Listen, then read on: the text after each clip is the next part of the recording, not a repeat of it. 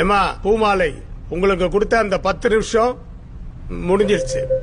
அதனால் இந்த வழக்கை நாங்கள் தள்ளுபடி. ஐயா வணக்கம் தள்ளுபடி பண்ணிடாதீங்க ஐயா. இந்த நாட்டை நீங்க தான் ஐயா காப்பாத்தணும்.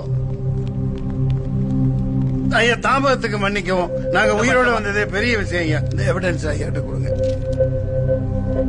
யுவர் ஆனர், என்ன நடந்ததுன்னா, இந்த பாரு, உன் மனைவி பூமாலையினுடைய வேண்டுகோளுக்கு இணங்கவும் மக்களுடைய எழுச்சிக்கு ஏற்பவும் தான் முதலமைச்சர் இங்க வந்திருக்காரு. கேட்க வேண்டியதை மட்டும் கேளு.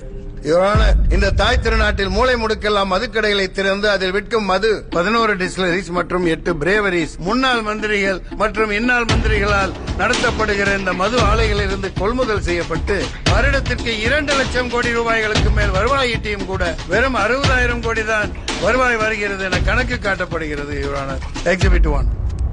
யுவர் ஆனர், இரவு 10 மணிக்கு மேல் காலை 12 மணி வரை கள்ளச்சந்தையிலே கொடிய விஷம் போன்ற எரிசாராயத்தை கொள்முதல் விலை வெறும் 20 ரூபாய்க்கு அடக்கமாவதை, அந்த மதுபான புட்டியை இவர்கள் 180 ரூபாய்க்கு மதுப்பிரியர்களுக்கு விற்கிறார்கள். அதன் மூலம் பல கோடிகள் கைமாறுகிறது. ஆயத்தீர்வை குறைவாக இங்கே காட்டப்படுகிறது. Your honour, I object.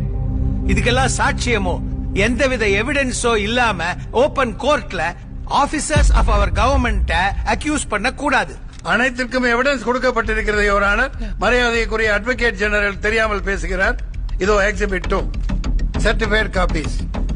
இந்த மது ஆலைகளை நடத்துபவர்கள் அனைவருமே ஆளுங்கட்சியை சேர்ந்தவர்களாகவும் எதிர்கட்சியை சேர்ந்தவர்களாகவும் இருந்து கொண்டு அவர்கள் கோடானு கோடி லட்சம் கோடியை முறையற்று சம்பாதித்து வெளிநாடுகளில் சொத்து சேர்த்துக் கொண்டு இங்கே மக்களை குடி என குடிக்கு அடிமையாக்கி வாழ்க்கையை நாசமாக்கி பஞ்ச பராரிகளாக ஆக்கிவிட்டனர்.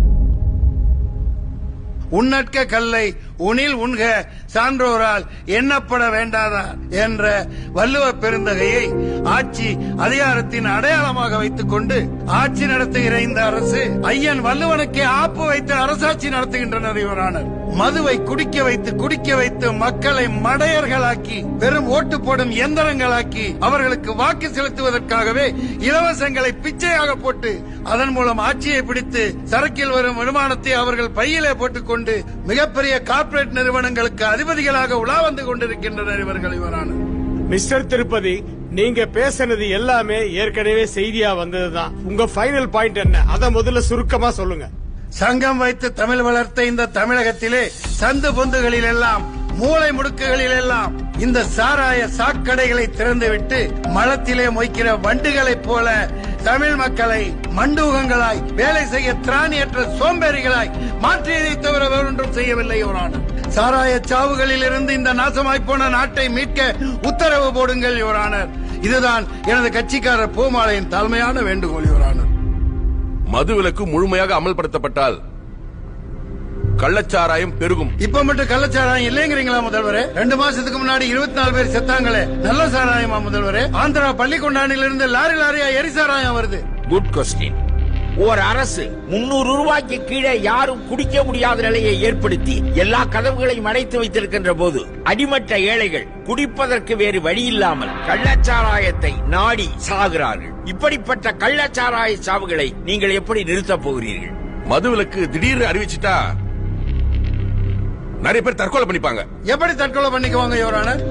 காவல்துறை எதுக்கு இருக்கு? உங்க பின்னாடியே பந்தோபஸ்து வர்றதுக்கா? ஹெல்மெட் இல்லன்னு சாதாரண மக்களை பக்குன்னு போய் பிடிக்கிறாங்க. அதே வேகத்தை இதுக்கும் செயல்படுத்துங்க முதல்வரே. எத்தனையோ நாடுகளில் மது விலக்கு அமலில் இருக்கிறது. அந்த நாடுகள் நன்றாகவே இருக்கிறது. தமிழகத்தில் மட்டும்தான் வாழ்வுரிமை பறிக்கப்பட்டு இந்த மதுவால் இளைய தலைமுறை அழிந்து நாடே வஞ்சிக்கப்பட்டு விட்டது. யுவரான மாண்புமிகு சிஎம் ஐயா, திருப்பதி அவரோட வாதத்தை வச்சுட்டாரு. நீங்க தான் உங்க பதில சொல்லணும். எவன் செத்தா என்ன, எவன் குடும்பம் அழிஞ்சா என்னன்னு கடையை திறந்தே வச்சிருக்க போறீங்களா இல்ல மூட போறீங்களா? யுவர் ஆனர், யுவர் ஆனர், இதற்கு முடிவு மக்கள் மன்றத்தில் எடுக்க வேண்டும், நீதிமன்றத்தில் அல்ல.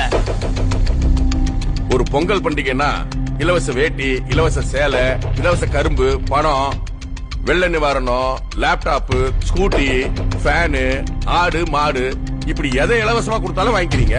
இதெல்லாம் கொடுக்கறதுக்காக எங்க வீட்டுல இருந்தா நான் பணத்தை எடுத்துட்டு வர முடியும்? இலவசம் வேணாம், நீங்க முடிவு பண்ணுங்க. மது விலக்க நான் உடனே அமல்படுத்துறேன். யாருக்கு வேணும் இலவசம்? எதுக்காக வேணும் இலவசம்? ஓட்டுக்காக இலவசம் கொடுக்கறீங்க. இலவசம் கொடுத்து கையேந்தி பிச்சை எடுக்கிற பிச்சைக்காரர்களா எங்க தமிழர்களை ஆக்கி வச்சிட்டீங்க. பஞ்ச பராரிகளா உங்க கொடிகளை புடிச்சுக்கிட்டு கோஷம் போடுற கொத்தடிமைகளா குவார்டரும் பிரியாணியும் கொடுத்து வேலை செய்ய மறுக்கிற கூட்டமா இந்த தமிழர்களை மாற்றி விட்டார்கள் யுவரானர். 7 லட்சம் கோடி இன்னைக்கு உலக வங்கியில கடன் வாங்கி அனுபவிச்சுட்டு இருக்கிறதெல்லாம் நீங்க, கடன்பட்டு சாகிறது நாங்க. ஒயின் ஷாப்ல மட்டும் இல்ல, மண்ணை விக்கிறீங்க, மலையை குடைஞ்சு கல்ல விக்கிறீங்க, கனிம வளங்களை எல்லாம் கார்பரேட் நிறுவனங்கள்ட்ட கமிஷன் வாங்கிட்டு கொடுத்துறீங்க. இலவசம் யாருக்கு வேணும்? அது ஒரு ஏமாத்து வேலை.